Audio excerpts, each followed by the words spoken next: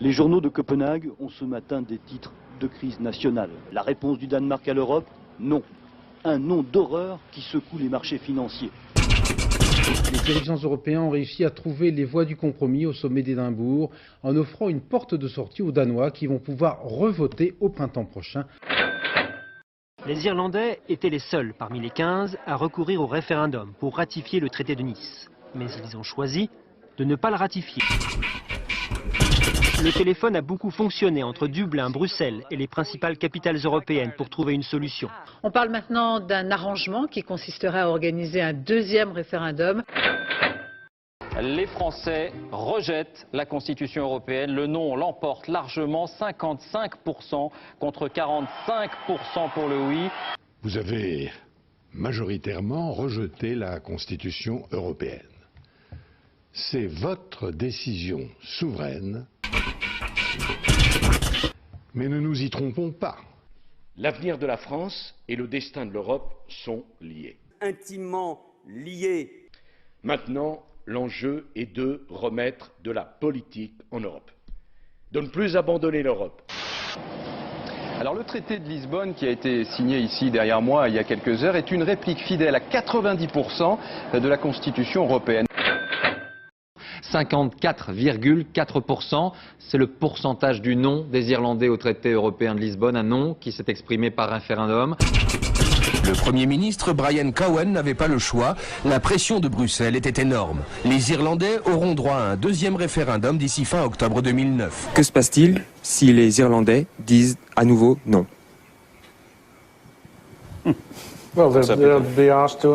Eh bien, on leur reposera la question une troisième fois, jusqu'à ce qu'ils disent oui. Non, mais c'est ça le problème. Qu'est-ce que vous en pensez, Eva Joly? Je pense que la crise économique les a tellement durement frappés que l'arrogance qui les avait fait refuser, ne pas comprendre leur intérêt, change la donne et qu'ils ne rétorqueront plus. Je pense pas. Ce soir, avec ce non sorti des urnes, la Grèce impose à la zone euro un saut dans l'inconnu. Fort de sa victoire, le Premier ministre Alexis Tsipras va tenter cette semaine de peser sur les Européens. Mais ce n'est pas fini, puisqu'on l'a dit, le gouvernement grec devrait annoncer dans 48 heures une nouvelle série de mesures d'austérité.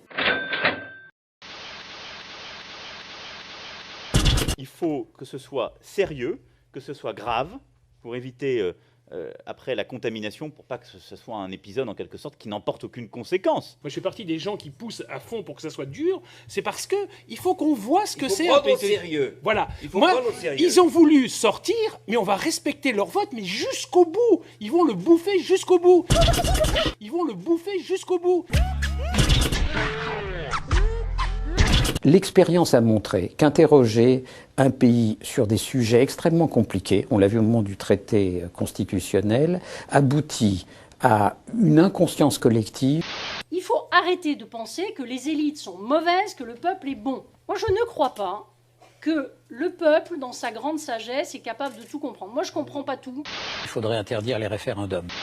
Le référendum a été mis à la poubelle. Tous ceux qui, dont j'ai le privilège d'avoir fait partie, ont tenu la plume pour écrire les premières versions du traité de Maastricht, on s'est bien engagé, fait en sorte que sortir ne soit pas possible. On a soigneusement oublié d'écrire l'article qui permet de sortir. C'était pas très démocratique, évidemment, mais c'était une grande garantie pour rendre les choses plus difficiles, pour nous forcer d'avancer.